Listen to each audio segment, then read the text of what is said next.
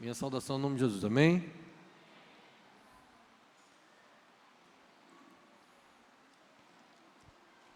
Aleluia.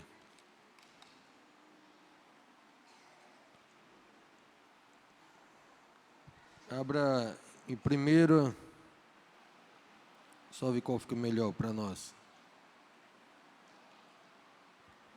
1 Crônicas 10. Primeiro Crônicas 10.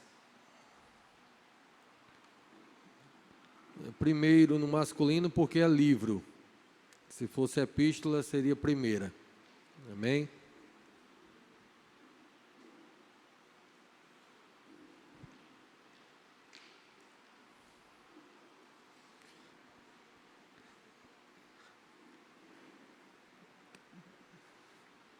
Quem está vivo, queridos?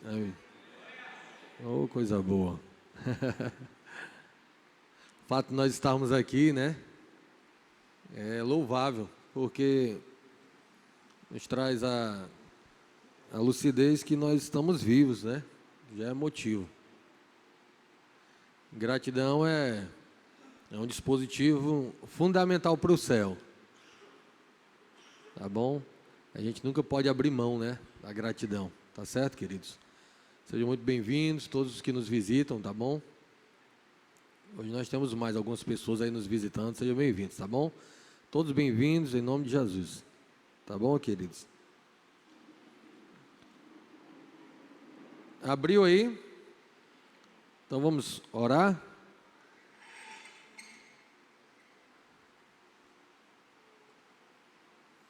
Nós vamos dar uma falada sobre maldição hereditária. Se tem, se não tem. Estudar, né? Vamos estudar. Nós não abrimos mão da palavra, até porque reconhecemos que ela é a grande condutora, esclarecedora, sustentadora. É a nossa cobertura, o nosso chão, nossas paredes laterais, é a palavra. Nós extraímos tudo que nós cremos dela, né? Tem coisas que a gente vê, tem coisas que a gente enxerga, tem coisas que a gente ouve, mas a grande manifestadora da revelação de Deus é a palavra. A palavra nos é suficiente, porque para Deus ela é suficiente. Tá bom? Então, Deus não conhece avivamento que não seja por meio da sua palavra. Então, o verdadeiro avivamento é aquele onde a sua palavra é conhecida e obedecida. Esse avivamento o céu reconhece, tá certo? Por isso que a palavra avivamento no original é trazer vida, né? O sopro de vida, tá bom? Por isso que uma das palavras de Jesus para os discípulos, depois que ele ressuscita, é: e assoprou sobre os seus discípulos, dizendo: recebei o Espírito Santo. Porque não existe avivamento que não seja por meio do Espírito Santo, e jamais o Espírito Santo vai avivar que não seja por dentro da palavra. Então, é isso que nós queremos aqui a cada dia. Viver a palavra, manusear a palavra, ter intimidade com a palavra, se envolver com todo o seu conteúdo, com todo o seu material, com todas as suas verdades, tá bom? Termos a base de sustentação ao ponto de virar defesa. E não é defesa para discutir com ninguém, é defesa para que não sejamos engolidos, né, por toda proposta que o mal trouxer contra nós. E não sendo engolido, a Bíblia Sagrada diz que nós nos tornamos então um ponto sólido, né, ponto de sustentáculo para os outros, uma referência, um sinal. E a palavra faz tudo isso, tá bom, queridos? Então, hoje a gente vai estar vamos abrir algumas passagens e vamos estar dando umas comparadas aí, e vamos estar conversando de Bíblia, literalmente essa noite, tá bom? Vamos dar uma sistematizada, mas vamos também dar umas trocas de informações para não ficar inteiramente pesado, tá certo? Ficar só sistemático. Então vamos tentar intercalar na sabedoria que o Espírito Santo nos der. Amém? Vamos orar? Você pode orar comigo aí? Eu quero te adorar, Senhor, te agradecer pelos louvores, os ministros, os músicos, te agradecer por cada vida que veio, por cada vida que saiu de casa, muitos vieram do trabalho, Pai.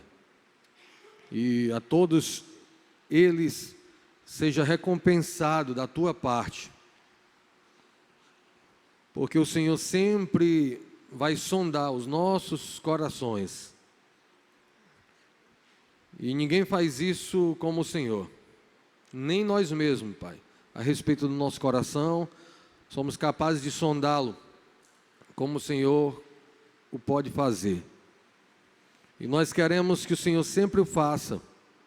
E libere para nós as áreas que ainda estão trancafiadas, que ainda estão em trevas, que ainda estão te dando trabalho. Porque nós queremos nos tornar uma geração tão cheia da palavra, Pai, que possamos ter uma caminhada descomplicada. Quem se enche da palavra, quem se enche da ação do Espírito, torna-se descomplicado e descomplicada. E esse é o lugar que nós queremos, Pai. Se depender da nossa natureza caída, nós estamos arrebentados. Mas o nosso espírito está pronto, como o Senhor falou. E nós queremos buscar intimidade contigo, termos uma vida diária de relacionamento contigo, até que seja gerado em nós sensibilidade, para que nós possamos sempre escutar com precisão quando o Senhor gritar Samuel. Nós queremos sermos uma referência sólida do Evangelho que é sólido. E nós queremos viver a nossa humanidade na identidade original, restaurada na cruz pelo Senhor. E nós queremos viver essa identidade, Pai, e sermos humanos. Porque às vezes a gente acaba trocando informações e queremos ser super-humanos, nós queremos ser quase anjos, quando a proposta é sermos humanos. O Senhor criou a gente para ser humano. Por isso que o nome é ser humano. E nós queremos entender isso e que essa humanidade esteja inteiramente, ó Deus, vulnerável à construção original. Para que a gente tenha uma vida onde as pessoas possam sentir sede de Ti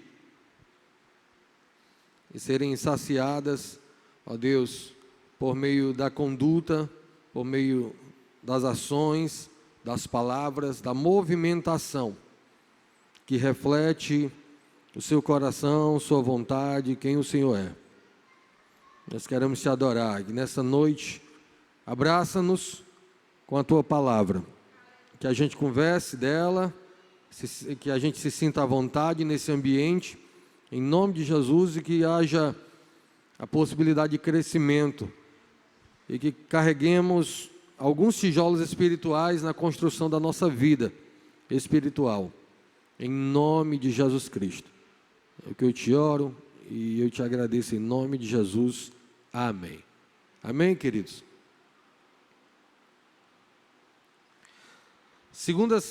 Primeira Crônicas, capítulo 10, verso número 14, né? E a gente vai estar dando uma lida, tá bom? Colocou em bloco aí, Abner? Colocou do 1 ao... Tá bom. Queridos, a gente vai estar falando hoje sobre maldição hereditária. O que é maldição, irmão? É praga. E maldição é o inverso da bênção, né? Como nós sempre falamos aqui, mas para que sempre fique explícito, o escuro em si não existe. O escuro, né, ele existe quando a luz se retira, tá bom? Então a luz existe, o escuro não. Então a luz sai, o escuro aparece. Tá certo? Então é igual a morte. A vida sai, então a morte aparece. A maldição é a mesma coisa. Tá bom? A bênção saiu, a maldição entra. Então não tem negociação. Então, quando a gente fala sobre maldição hereditária, nós temos que ter muita sabedoria e aprendermos a mergulhar na palavra com cuidado, porque senão a gente se torna refém dessa informação. Por isso que em muitos lugares, né, a gente vai encontrar pessoas fazendo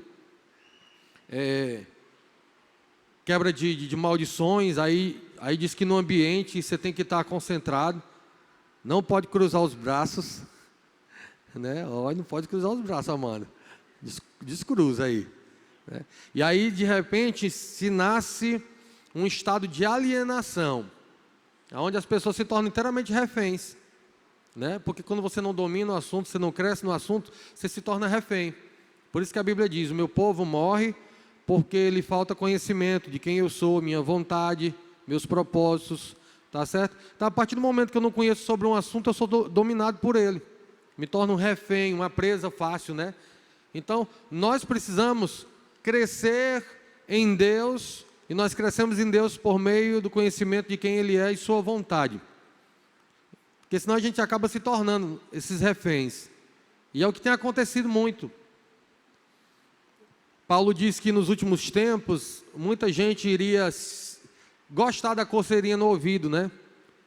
Porque as palavras, elas viriam com um viés inteiramente prazeroso, assistindo a nossa natureza humana caída. Ou seja, dependendo do nível de infiltração que eu tenho com a palavra, e dependendo do nível de infiltração que o Espírito Santo tem na minha vida, eu posso me tornar, irmãos, um amaldiçoador pregando Bíblia. Por isso que a proposta é crescer na graça e no conhecimento. Porque se você só cresce no conhecimento, né, você acaba podendo se tornar uma pessoa soberba, uma pessoa orgulhosa, não é uma pessoa dura na caminhada, né? Então, a graça dá esse equilíbrio. Então, a gente acaba se tornando refém quando a gente não conhece a palavra e não se enche do Espírito Santo com uma vida de relacionamento com Ele. Então, a gente começa a extremar. O que é extremar? Você vai para um canto, aí depois pesa para o outro canto, e o que faz o avião voar é as duas asas retas, irmão. Às vezes uma asa fica para cima, outra para baixo, mas quando a proposta é curva, e avião não vive dando curva, não. Ele dá uma curva com um propósito, aí volta a ficar reto de novo. Então, o crente precisa ter equilíbrio, porque se ele não tiver equilíbrio, ele se torna uma pessoa pensa, né? Ele se torna uma pessoa extremista, chata, entendeu? Então, tem muito desses casos. O crente não pode ser, né, esse bel prazer, a melhor pessoa do mundo para todo mundo, né? Porque senão tem alguma coisa errada. Mas também não pode se tornar esse chato de galocha, né? Que vai chegando nas pessoas, vixe, eu estraga a rodinha, eu estraga tudo, né? Então nós precisamos, esse equilíbrio quem nos dá é o Espírito Santo. É Ele quem promove isso dentro de nós. Então a gente precisa ter esse equilíbrio, porque senão a gente se torna refém. E aí tem muitas igrejas e muitos líderes que se dizem ser homens e mulheres de Deus, que eles acabam viciando, às vezes nem é por maldade, mas eles acabam compartilhando o domínio sobre pessoas por meio da ignorância deles. E o incrível é que o conhecimento deles, né, eles acabam sendo ignorantes dentro da proposta, porque não tem vida de graça, e acabam derramando isso sobre a igreja, e as pessoas ficam dependentes disso. Porque é incrível, irmãos, como maldição gera pessoas e muitas outras coisas, né? Porque começa a dizer para as pessoas, você precisa se libertar da maldição. O que é que eu faço? Faz isso, dá isso, entrega isso. E aí as pessoas vão se viciando nisso. É quase que um jogo, né? Então, olha, esse mês que vem é o sal da libertação. É o sal do Mar Morto. Aí traz, ó. Aí, daqui a 2 meses agora é a vassoura de fogo. Vai varrer todo o mal da tua casa. Aí a pessoa vai. Aí depois é o sabonete do perfume de Cristo. Aí a pessoa compra o sabonete. De repente chega um momento que a pessoa está 3, 4 anos na caminhada, irmãos, e presa ainda. Por quê? Porque aquilo que estava sendo proposto para ela como libertação, na verdade era a exposição da prisão de quem estava ministrando, né? Então, as pessoas às vezes ficam tão presas, e para sair dessa vida não é fácil, tá bom? Por isso que, repetindo mais uma vez, capítulo 8 de João, versículo 30, a Bíblia diz, Jesus está conversando com a multidão.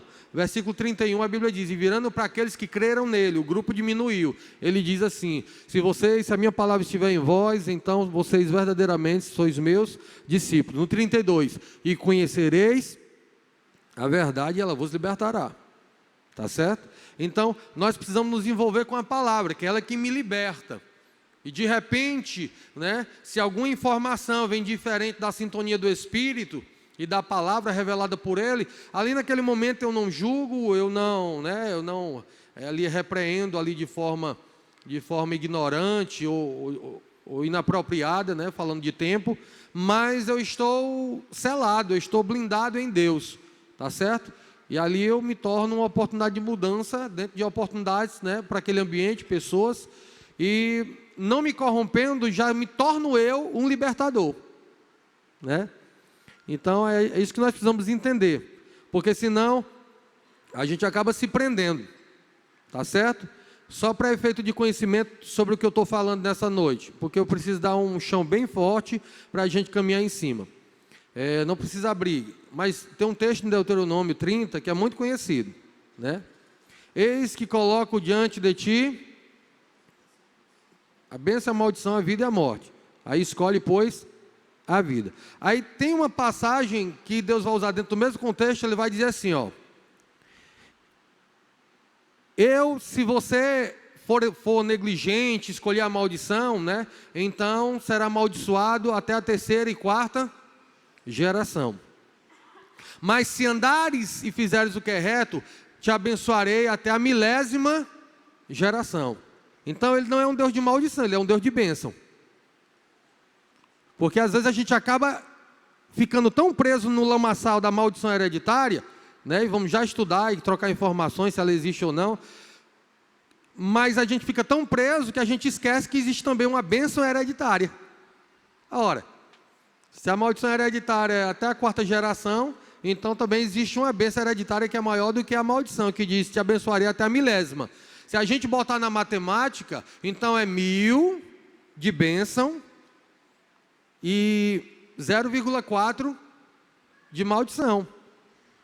Porque significa que ele é um Deus 99, ele é Deus 100% de bênção. Mas estou dizendo, nessa proposta aí, às vezes a gente puxa tanto para a maldição que esquece que eu te abençoarei até a 1000ª geração, ou seja, 99,6 ele está inclinado para abençoar. E 4, né, para amaldiçoar. Então ele é um Deus de bênção. Mas ele está dizendo, a partir do momento que você fecha as portas, aí você faz uma escolha contrária daquilo que eu coloquei diante de ti como escolha, né? E te indicando que você deveria fazer. Então, isso já serve para a gente começar mais tranquilo, né? Já começar mais sólidos aí. Então, Deus é Deus de bênção, irmãos. Tá certo? Mas se alguém pergunta no Antigo Testamento, se você olhar, não é Satanás quem sai amaldiçoando, é Deus. E na verdade ele não está amaldiçoando porque ele quer, ele está dizendo, olha, a bênção está diante de ti, mas se viras as costas para ela, te sobra o quê? O contrário da bênção, que é o quê? Maldição. Mas era Deus quem fazia essa sentença, eis que coloca diante de ti a bênção a bênção e a maldição. Era Deus quem colocava, né? Então a gente precisa ter esse entendimento. Então vamos tentar crescer, e então esse primeiro momento para nós falarmos sobre isso, tá certo? E aí você pode fazer alguma pergunta dentro do contexto, rápida, por favor, tem muita gente. Aí você vai fazer o quê? Você vai entrar comigo aos poucos nessa água, para não dar cãibra, né? Para não dar choque térmico, tá bom? Então é aquela piscina que se bota o dedo, né? Tá bom? E vai se acostumando com a temperatura da água para a gente ir entrando e aí o corpo já ir se adequando, tá bom? A temperatura da água. Porque se a gente entrar de uma vez, aí pode dar um choque térmico mesmo. Então, o que é que eu quero começar? Quero começar lendo aí 1 Crônicas. Verso de número 14. Vamos lá, Abner.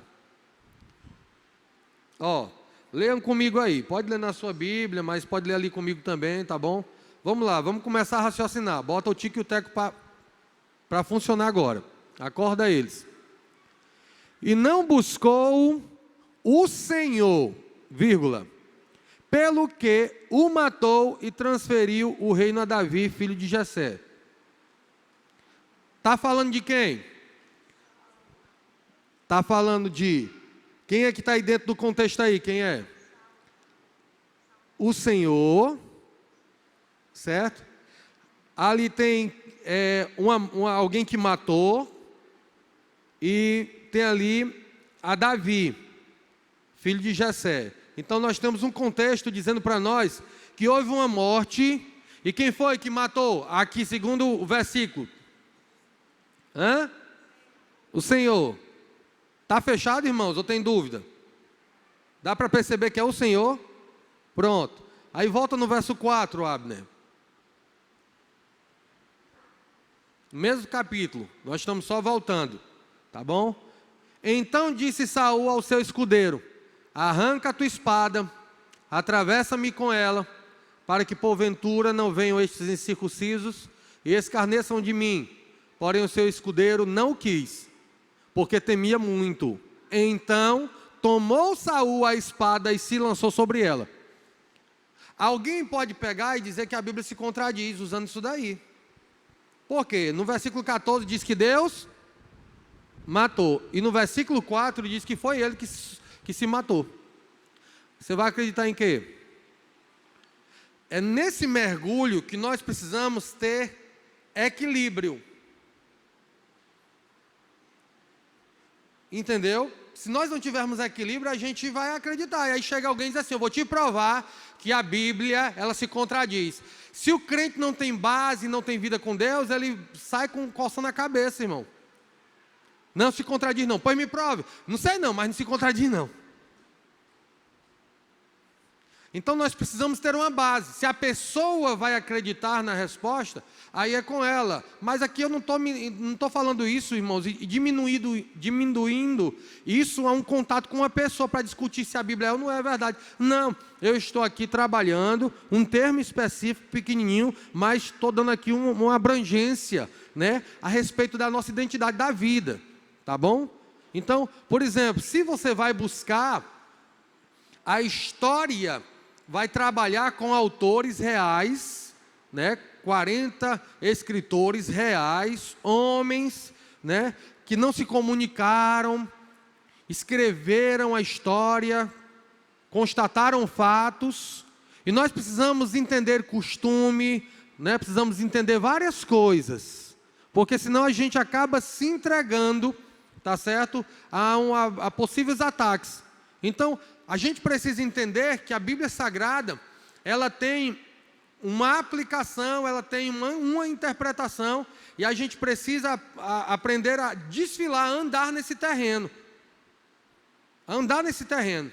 Por exemplo, Jó, a Bíblia diz que Deus permite que Satanás toque nele, levando, né, a doença, levando prejuízo. Então, Deus permitiu, mas quem fez foi Satanás. Então, veja que isso é trabalhado em um contexto bem claro, mas se eu, né, ficar preso, eu não consigo espalhar esse pensamento para o resto da Bíblia Sagrada, né? Então, assim, o que ele está dizendo no 4 e no 14, ele não está contradizendo. O 14 que diz que o Senhor matou, na verdade a intenção da revelação da passagem é dizendo: Deus permitiu que isso acontecesse.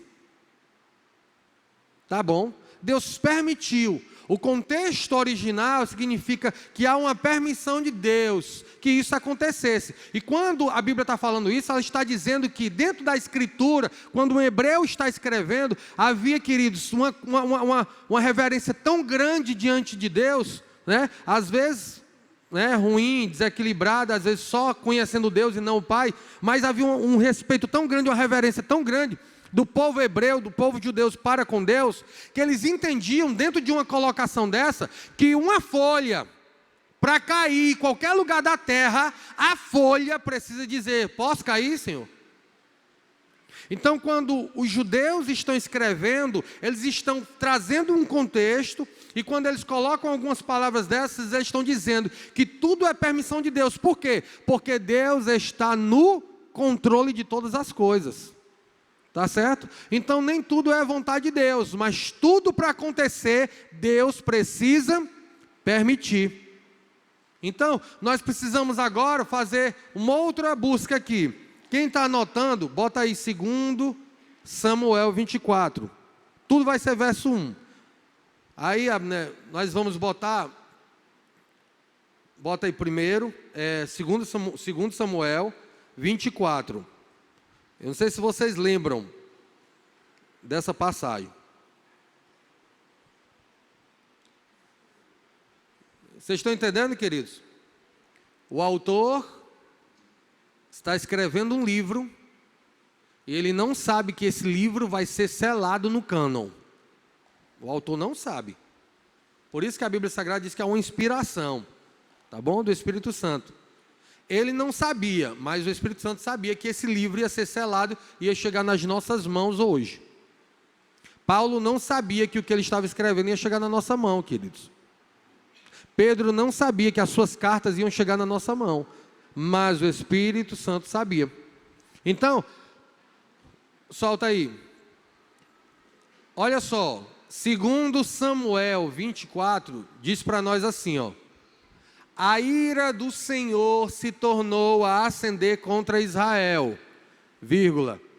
E ele quem? Ele quem? Ele quem, igreja? O Senhor incitou, ou seja, levou, né, a Davi contra eles, dizendo, vai, numera Israel e ajudar. Isso é um censo, né, uma contagem. Quem foi, segundo aí, a Bíblia Sagrada, na passagem 2 Samuel, quem foi que incitou Davi a fazer a contagem? Alguém tem dúvida aqui, queridos? É o Senhor? Pronto. Aí bota lá em 1 Crônicas 21, Abner. 1 Crônicas 21. Aonde é que está 2 Samuel e onde é que está 1 Crônicas? Está onde, irmão? Na Bíblia? Está no cânon? Sim ou não? Aí quando chega aqui na mesma Bíblia, aí vai dizer que então Satanás se levantou contra Israel e incitou Davi a numerar Israel. Espera aí, foi Satanás ou foi Deus? Vocês lembram? Quem foi que levou Davi a fazer a contagem, irmão? Satanás ou foi Deus? Ei, Fábio. Num livro está dizendo que é Deus. E no outro, para quem não sabe, tem pessoa que está lendo 1 Samuel, 1 e 2, depois 2 e 1 e 2 Reis. Aí quando começa a ler crônicas, ele começa a dizer, vixe, eu estou lendo de novo, é a mesma coisa, é? É o que nós chamamos de paralelismo bíblico, né? Então, o que é que acontece aí? Se você levar em consideração o contexto, você vai entender que, mais uma vez, o autor hebreu está dizendo que tudo que acontece está debaixo da permissão de Deus. E o que ele está querendo dizer aí é o quê? Ele está querendo dizer que, na verdade, Davi, dentro do contexto, chegou um momento em que Davi ficou tão orgulhoso do seu reinado, da quantidade de homens guerreiros que ele tinha, né, do ajuntamento ali dos homens de Judá, os homens de Israel. Ele ficou tão ali alto, né, o nariz deu uma empinadinha e ele ficou um pouco soberbo. E ele começou a contar, né, a quantidade de guerreiros que ele tinha, justamente como se estivesse dizendo assim, olha que exército eu tenho. E a sensação que estava querendo crescer no coração de Davi era mais ou menos assim, eu consigo ganhar de qualquer exército do mundo, pelos guerreiros que eu tenho. Quando na verdade a proposta é o quê? O Senhor quem me dá as vitórias. Então, a Bíblia diz que depois existe uma punição sobre Davi. Ora, Deus vai incitar Davi para depois punir, irmãos? Não condiz. Então, mais uma vez, para a gente se lembrar aqui e não esquecer, a palavra não está se contradizendo. O que o autor de Hebreus está dizendo no canto, ele está dizendo assim, Deus permitiu que Davi passasse por esse episódio, por essa ação aí de infiltração de setas do inimigo. Tá certo? Então a palavra, ela não sofre contradição. O que nós precisamos é mergulhar dentro da sua história, dentro do seu contexto. Tá certo? É como uma vez uma pessoa, ela disse que, olha, a Bíblia Sagrada se contradiz em várias coisas. Também no Novo Testamento, um discípulo fala uma coisa e outro discípulo fala outra coisa. Aí foi que um homem se levantou e disse, olha, se você não sabe, a investigação aqui nos Estados Unidos, quando a gente pega 3 pessoas que estavam dentro de um mesmo negócio fazendo uma coisa errada, a gente vai interrogar elas separadamente. Porque se elas contarem sobre o episódio da mesma forma, a gente sabe que elas estão mentindo. Porque cada ser humano enxerga as coisas, a mesma coisa, mas cada um tem uma interpretação, uma visão. Aí quando a gente pega os 3 e separa, e chega para um e pergunta, como foi isso? Ela fala, o outro fala, e eles pegam e sabem que elas falaram coisas diferentes, mas com a mesma proposta, eles dizem, estão falando a verdade. Mas quando as 3 falam a mesma coisa, eles estão dizendo, se combinaram, estão mentindo.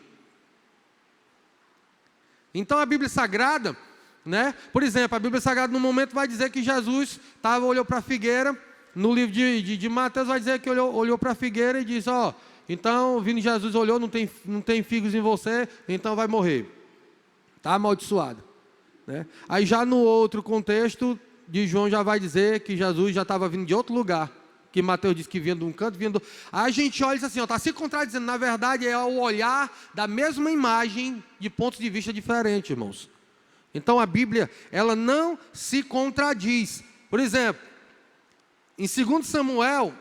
diz que é 1.300.000 homens que Davi tinha no seu exército, na contagem. E em 2 Crônicas, diz que é 1.570.000. Aumentou 270 de um livro para o outro. Aí alguém vai dizer que, né, olha, está se contradizendo. Então a gente precisa entender. A gente precisa entender essa proposta e entrar devagar. Amém, queridos? Então eu precisava dar essa parte aí sistemática, né? Para poder a gente começar a entrar agora no que a gente quer. Então agora, a gente vai começar a trabalhar o quê? Nós vamos começar a trabalhar pontos de vista que defendem que existe maldição hereditária e pontos que defendem que não existe. E aí, dentro desse mesmo equilíbrio, eu quero que a gente possa crescer. Tá bom? Que a gente possa crescer dentro desse entendimento. Então, a gente se torne leitores, meditadores, e que a gente se envolva realmente com o conteúdo bíblico. Eu quero primeiro mostrar alguns pontos aqui. Eu vou estar jogando um e outro. E aí a gente vai estar fazendo a avaliação agora, tá bom? Êxodo 20. Abner. Quem está anotando aí, verso de número 5 e 6. Né? Nós tivemos dando uma falada aqui. Numa pesquisa que fizeram, né, e aí a gente fala igual como a gente falou domingo, a gente não consegue constatar 100% se ela é verdade ou não, né? Mas parabenizamos as pessoas que foram atrás. Que um pai que é tabagista, que fuma, os filhos têm 40% de inclinação para herdar o desejo de fumar também. Entendeu? Pai e a mãe, que é tabagista, né? Isso dessa inclinação maior para o pai. O filho e a filha, os filhos têm inclinação para querer fumar também. Aí vai haver uma defesa, né? Que não existe maldição hereditária. O que existe é uma inclinação que o filho tinha por causa da genética. E aí é onde a gente precisa se misturar com a palavra e crescermos de forma equilibrada. Vamos lá. Olha só, primeira conversa que a gente vai ler aqui. Não te encurvarás a elas, e nem as servirás, porque eu, o Senhor teu Deus, sou Deus zeloso. Leia comigo aí, queridos. Que visita o quê? A maldade. Talvez na sua Bíblia está iniquidade. Tá certo? Visito a maldade dos pais aonde?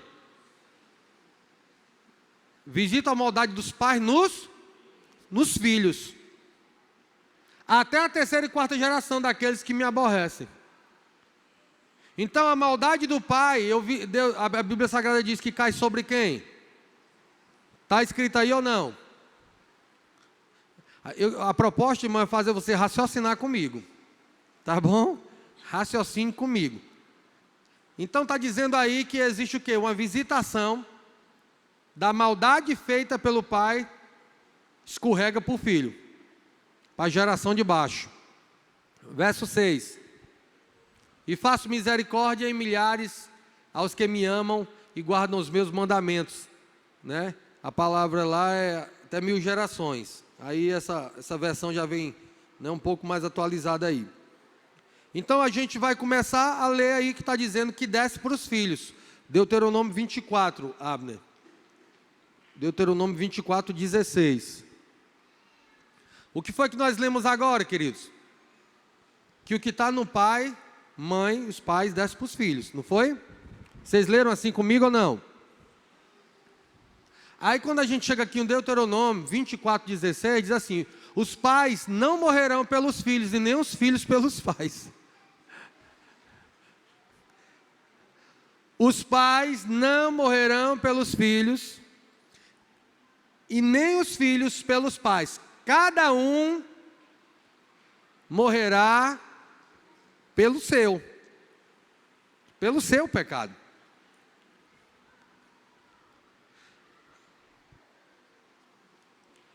Eu quero aí que a gente funcione na nossa cabeça, irmãos.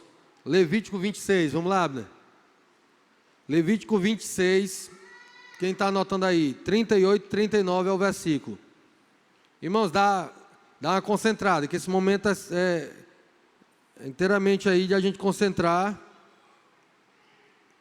E tomara que se estenda para a sua casa. Tá bom? Porque só ler a Bíblia quando está dentro da igreja, irmãos. Aí é a versão 2019, tira a onda. Né? E aí é desinteressante, tá bom? A Bíblia Sagrada chama de hipocrisia. E aí todos nós estamos vulneráveis a isso. Tá bom?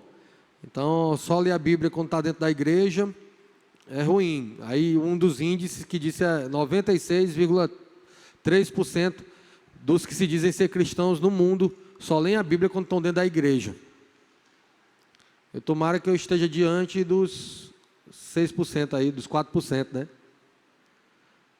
Porque realmente torna-se uma vergonha para nós, né? Uma vergonha, tá certo? A gente só lê Bíblia quando estiver na igreja, irmãos. E aí é que a gente aceite agora, nesse instante, eu e você, né? A gente aceite esse constrangimento e a gente mude essa história, porque a mudança está na nossa mão, tá bom? Então que a gente aceite e que a gente não aceite essa condição.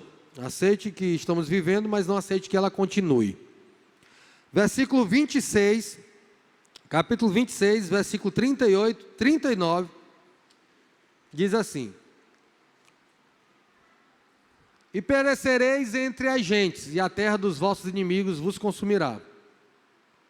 E aqueles que entre vós ficarem, se derreterão pela sua iniquidade nas terras dos vossos inimigos, e pela iniquidade de seus pais, com eles se derreterão.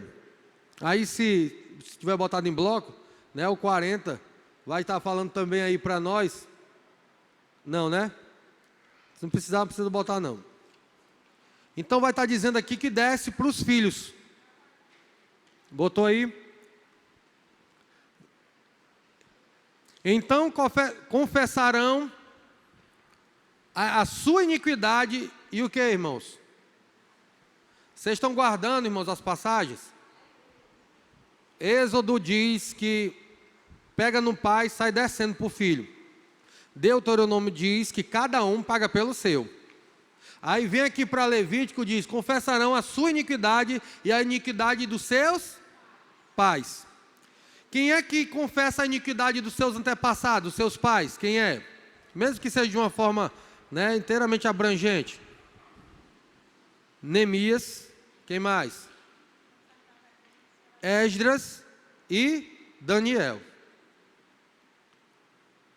Quem lembra do livro de Daniel? Daniel dizendo: Senhor Deus, perdoa os meus pecados e os pecados dos meus antepassados. Vocês lembram? E na oração, Gabriel começa a descer e é impedido no meio do caminho. Ele está fazendo a confissão do pecado dele e dos pais. Esdras faz isso também, Neemias também faz isso. Então eu olho numa passagem dessa aqui e está dizendo o quê? Então vocês vão confessar o de vocês e vão confessar o do pai de vocês, as suas transgressões com que transgrediram contra mim, como também confessarão que por terem andado contrariamente para comigo. Aí a gente vai encontrando, né, umas colocações que a gente precisa mergulhar, porque senão a gente se torna o quê? Superficiais.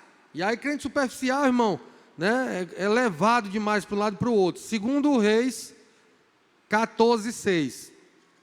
Para quem está anotando aí, Segundo Reis 14:6.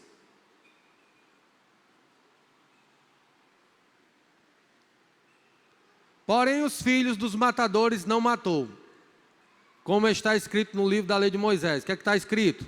No qual o Senhor Deus deu ordem dizendo: não matarão os pais por causa dos filhos, e os filhos não matarão por causa dos pais, mas cada um será morto pelo seu próprio pecado.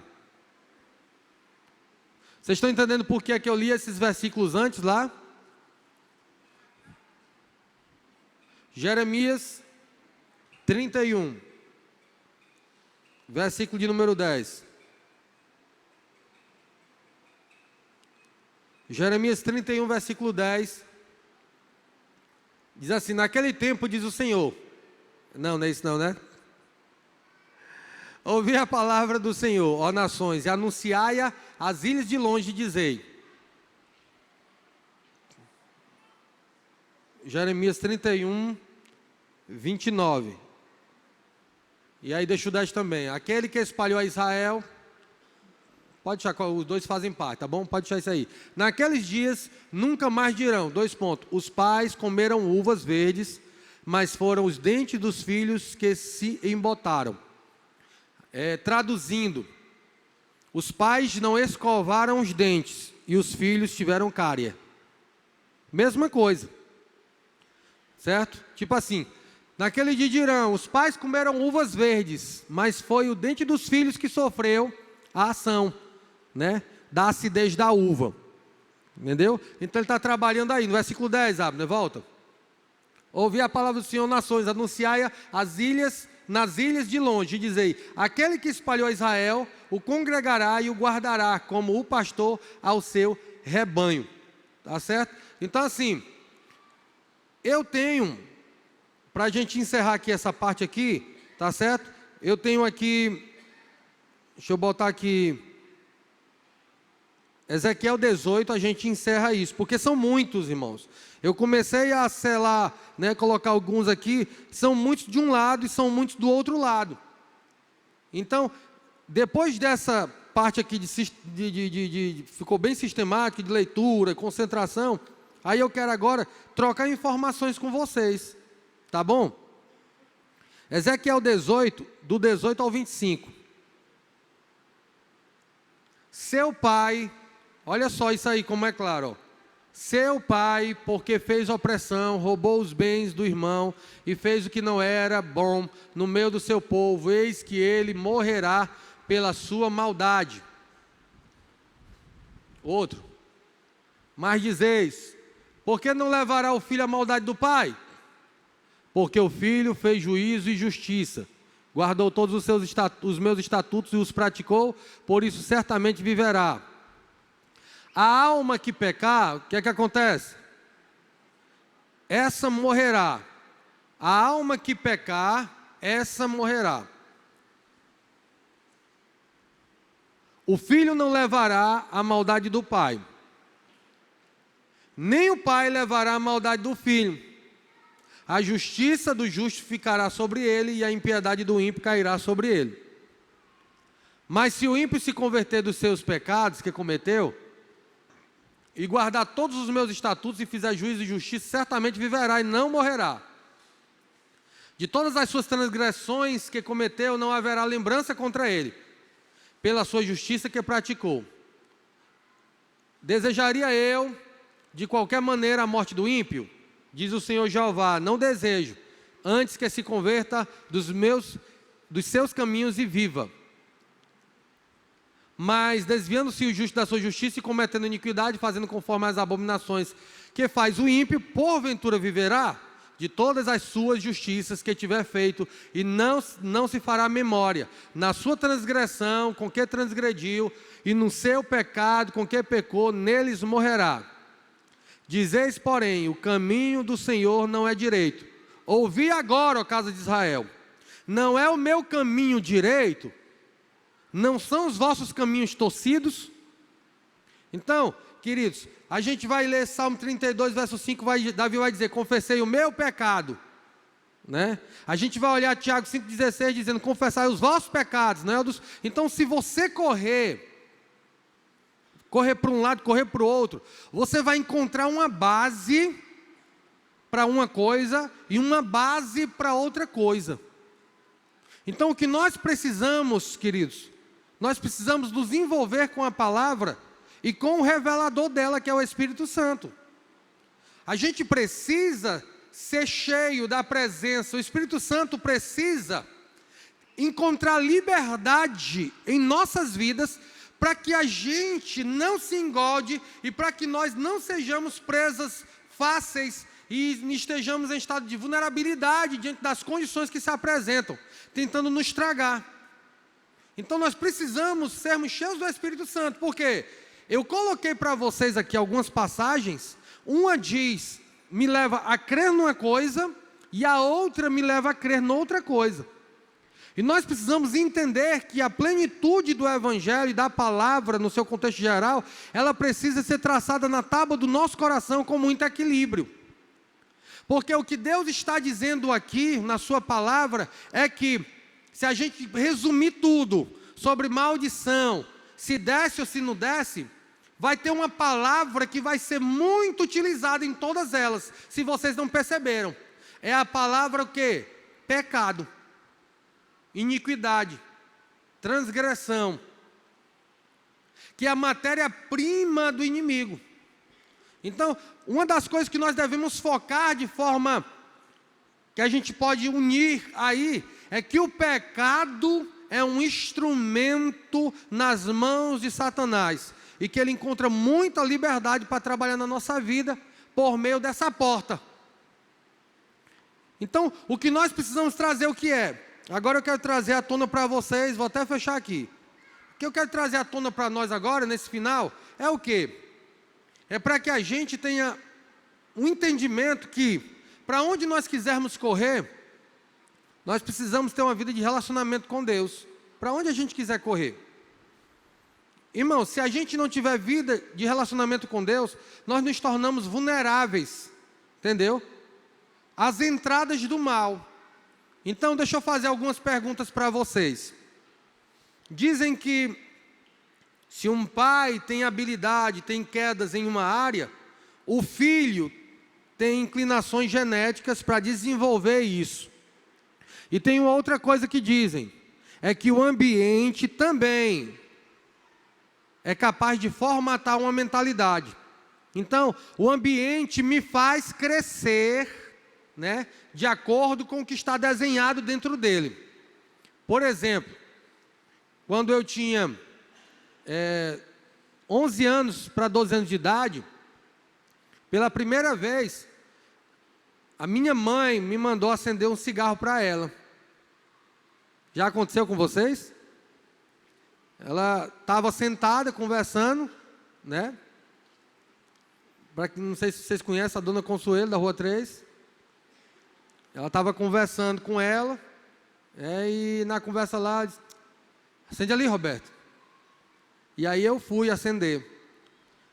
E aí ela disse, você coloca, acende o fogo e bota ele, tá bom? Não tem problema se perder a ponta não. Ora, irmãos, a partir dali eu comecei a querer fumar, né? O ambiente também determina. O ambiente determina. Por exemplo, uma casa desorganizada, o pai e a mãe é desorganizado, os filhos tendem a ser desorganizados. Eu estou saindo da parte sistemática e estou entrando agora na parte, né, que a gente acaba interagindo mais. Porque eu preciso da parte sistemática, irmãos, porque senão eu jogo vocês num caminho movediço. Amém? Então, tem hora que vocês, como igreja, precisam entender que tem momento que fica, né, mais sistemático, tem momento que dá uma aliviada. Mas os dois são de Deus, amém? Uma casa desorganizada, ela determina sobre os filhos. E para quem não sabe aqui, desorganização em excesso, ou seja, desorganização, porque é totalmente normal você desorganizar. Né? Tem uma hora que você pega uma coisa aqui, aí afasta ela, aí depois tira e tal, e depois vem dar uma organizada, depois de 2, 3 dias. Ou então, às vezes, no mesmo dia, depois de 2 dias. Mas, queridos, uma casa, eu estou dentro da palavra de bênção aqui, maldição, viu? Uma casa que vive desorganizada, né? Uma casa que vive suja, ela atrai moradores que não são do céu. Não, pastor, isso aí é demais. Agora não, agora você foi fundo demais. Agora estou passado. Pode ficar passado. Os espíritos, eles vão mudando de tempos. Eles não mudam, mas os tempos vão mudando, eles vão mudando o nome. Naquela época chamava de Belzebu, Baal, Zebu, né, que depois acabou mudando para Bel, né? A palavra Baal significa B-A-A-L, Belzebu, Astarote, Asmodeu e Leviatã. Então, eles acreditavam que era o ajuntamento de principados que se tornavam em um poder só contra Deus. Aí o nome era Baal, né? É onde Elias está lá e os 850 profetas dizendo Baal, Baal. Era o ajuntamento desses 4 espíritos, principados, né? Leviatã, água. Asmodeu, fogo. Astarote, fogo. Astarote, ar. Asmodeu, fogo. Né? E Belzebu era o príncipe dos demônios. Né? Então eles criam dessa forma lá. Vai passando o tempo, os espíritos continuam enchendo o saco, mas os nomes vão mudando, irmãos. Entendeu? Se, para quem não sabe, existe dentro, né, dessas linhagens de feitiçaria um espírito chamado Exu-Mulambo. Existe também, né, outro nome, é só nome que se dá, né, nome. Mas tudo é espírito caído. Maria Padilha. Que são isso? O que é isso, Exu-Mulambo? Exu do lodo. O que é isso? É sujeira. Então, um crente, irmãos, Deus é organizado, querido. Ele cria uma coisa no dia. Terminou, depois ele vai para o segundo dia. Aí quando ele olha para trás, ele vê tudo no cantinho, ele diz assim, viu Deus que era bom. E aí Deus fez o firmamento e viu que era bom. A gente não consegue ser organizado 100%, né? Sem tirar nada do canto, né? Aí pode virar um toque, né? Aí virou um toque, aí a pessoa já fica, ai meu Deus, a pessoa começa a se tremer, você pensa, está em processo, né? Aí o que foi? O quadro está torto. Não, aí não pode entrar nesse extremo aí não, né? Mas é a gente entender que, se eu estou falando aqui de maldição de bênção, queridos, atração, porque uma das palavras que dizia ali é justamente essa questão de visitação. Se a sua casa e a minha, ela vive desorganizada e suja, você está abrindo porta para demônios, tá certo? Entrar na sua casa. E se eu fizer isso, eu estou dando a oportunidade para ele entrar na minha. Então, pessoa que você entra na casa e aí passa o ano todinho, as roupas tudo reboladas, sujas, uma por cima das outras, não tem organização nenhuma, você está abrindo porta para o inimigo. Está vindo adorar a Deus aqui, quando chega em casa está dizendo, pode vir, Satanás, venha, mulambo, venha um mulambo aí, tudo do cão aí, venha. Então, o ambiente determina sobre. Amém, queridos? O que eu estou falando aqui é sério. A Bíblia contempla a nossa fragilidade. Pronto, leva ali, Flávio, o microfone para ele. Está ligado até agora. Aí, tomara que sobre pilha aí. Queridos, a gente precisa entender essas condições, tá certo? Então, falando sobre maldição e bênçãos, né, hereditária. Fato genético vale, fato ambiente vale. Diga, João. É muito importante, pastor, o senhor falando isso aí, né, em termos de umbanda, quimbanda, candomblé, né, para toda a área, né, quando o caboclo baixa lá dentro do terreiro, existe um demônio, né? O tranca-rua é para fechar as portas. O objetivo dele é fazer isso, né? Pronto. O nego gesso é para atrair homossexual. O Zé Pilinto já é da cachaça. A pomba gira já é para as lésbicas. Ou seja, o João Caveira já é para matar. Entende? E eu aprendi muito isso lá no Peniel, pastor. No Peniel ele trouxe uma figura simbólica. Trabalham bem profundamente, né? Com certeza, uma figura simbólica, né, mas que trouxe vida. Né? Eu, Alex, o Fabrício, a gente estava lá e nós não sabíamos que nós andávamos com demônios e nós não sabíamos, mas todos os dias a gente estava na igreja. Ou seja, eu aprendi lá que uma blusa que eu visto e tem uma caveira, ou seja, aquela blusa, para ser vendida, ela é consagrada ao Exu da morte. É por isso que ela é vendida. Ou seja, e muitas das vezes a gente está entranlaçado sobre essas coisas e a gente não sabe. Né? Existe algo que a gente adquire ilegalmente e a gente traz para dentro de casa.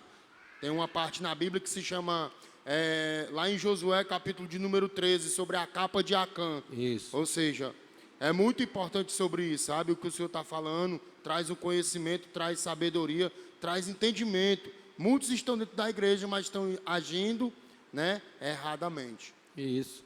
E o que a gente está tentando trazer por um cenário inteiramente equilibrado, né? Para não criar crentes místicos, né, que saem vendo coisa ruim em tudo. E também não criar crentes inteiramente alienados, abrindo porta para tudo, dizendo, não existe não.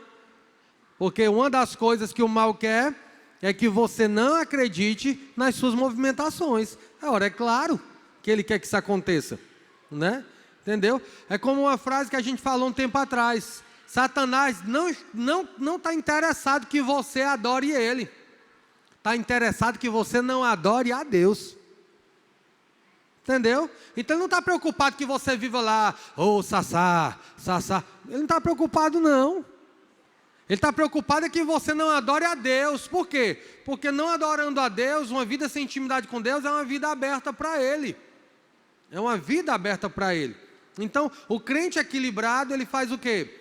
Ele nem sai vendo demônio em tudo, mas também ele anda de forma tão prudente que até as portas que o mal poderia, que o mal nem tem para entrar, ele fecha. Ele fecha tudo. Então é o cara prudente, né? Que Jesus chama e diz assim, a serpente, ela está vinculada ao inimigo de uma forma bem sólida na palavra, mas diz, tem uma coisa boa nela, o que é? Olha para ela e enxerga o que é a prudência dela, tá bom? Então o crente é equilibrado, crente prudente. Oi. Diga, Oi. Arthur. Beto. Gostei do bigode, viu? Obrigado. Boa noite. João 9 vai falar que os discípulos eles chegam para Jesus com uma dúvida sobre essa tal maldição, né? Que Jesus cura um cego de nascença, né? Aí os discípulos vão perguntar, mestre, quem pecou? Foi ele e os seus pais. Ou foi os seus pais, né? E a gente sabe que existem certas doenças que são consideradas doenças hereditárias, né? Que está na família, está, por exemplo, obesidade, depressão. A minha pergunta é, maldição hereditária pode ser considerada doença hereditária ou existe diferenças? Ótima pergunta. Mateus 27. Aí tu bota todo o capítulo, viu, Abner? Mateus 27. É justamente isso, Mateus, que nós estamos tentando trabalhar aqui. Vai ter uma linha de pessoas defendendo... Deixa eu ver quantos minutos eu tenho. Tenho 5 minutos. Vai ter uma linha de pessoas que vai defender o que eu li para vocês. Desce. Ó, não tem perigo, desce. Maldição, desce. O que os seus pais fizeram vem sobre a sua vida, não tem pra onde correr. Aí já vai ter outro público que vai usar uma outra parte da palavra, eu li com vocês, gastei meia hora, que vai dizer assim, não desce, cada um paga pelo seu. Entendeu, Mateus? Essa habilidade que nós precisamos ter promovida pelo Espírito Santo, que faz com que a gente consiga voar acima das nuvens. Amém, queridos? Acima das tempestades. As tempestades, elas acontecem debaixo das nuvens. Por isso que a Bíblia Sagrada, né, eu estava conversando sobre isso com alguém aqui nessa semana, a palavra confiança significa deleitamento. Você se lança porque sabe debaixo de que cobertura você está. Aí quando o salmista usa isso de uma forma melódica, usa de uma forma salmodiada, cântico. Aí ele diz, o Senhor é como, os que confiam no Senhor são como os montes de Sião. Por quê? Porque na época dos montes que existiam, era contigo, Belchior? Eu não lembro. Os montes que existiam, o maior qual era? O de Sião. Então quando alguém estava andando no deserto, não tinha bússola, não tinha nada, ele parava e disse assim, mas estou perdido. E agora o outro pegava e dizia assim, ó, olha ali, lá está, o monte de Sião. Era a bússola que fazia as pessoas se encontrarem. O salmista vem e diz, os que confiam no Senhor são como os montes de Sião. Tornam-se o quê? Se tornam referência. Né? Se tornam referência para que as pessoas saiam da perdição. Já no contexto de Isaías, que é Apocalipse, que é um contexto mais, né, escatológico, Isaías puxa muito para esse lado. Quando ele vai trabalhar a questão da águia. Os que confiam no Senhor são como águias. Aí ele vai dizer que voam, né? Andam e não se cansam, correm e não se fadigam. E o contexto de Isaías é justamente o contexto que diz que alguém que voa acima das nuvens. Ele vai utilizar a palavra águia. O salmista usa Monte de Sião para confiança. Isaías utiliza a palavra águia. Por quê? É alguém que voa acima das tempestades. Ah, eu perco salvação? Ah, eu sou salvo para sempre? Jesus vai vir na tribulação. Era contigo? É que eu não lembro com o Estácio. Jesus vai vir na tribulação. Vai vir quando? Antes ou depois da tribulação? Maldição hereditária, tem ou não tem? Você voa acima das nuvens, mas o bom da águia é que ela pode olhar para baixo, voar, dar uma descida, né? Aí sobe de novo, aí dá uma descida nas nuvens de novo, aí quando a tempestade está pegando muito forte, ela sobe de novo.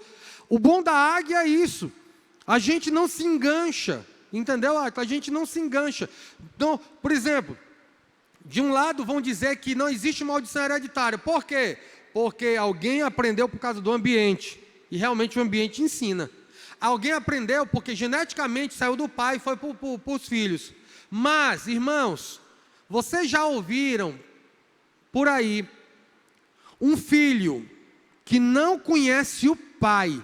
O menino nasceu, a mãe teve um relacionamento com ele, aí se separou. Aí o pai ficou lá em São Paulo. A mãe veio e teve o filho aqui, no Ceará. Né? Aí o menino nem conhece o pai. Porque o pai ficou em São Paulo, ele não tem contato. O menino vem para cá com a mãe, com o Ceará, nasce aqui no Ceará. Os dois não têm contato. E o menino é nó cego igual o pai. Como é que explica isso, irmão? Então nós precisamos voar como águia, né, Mateus? Voar como águia, acima das nuvens, entendeu?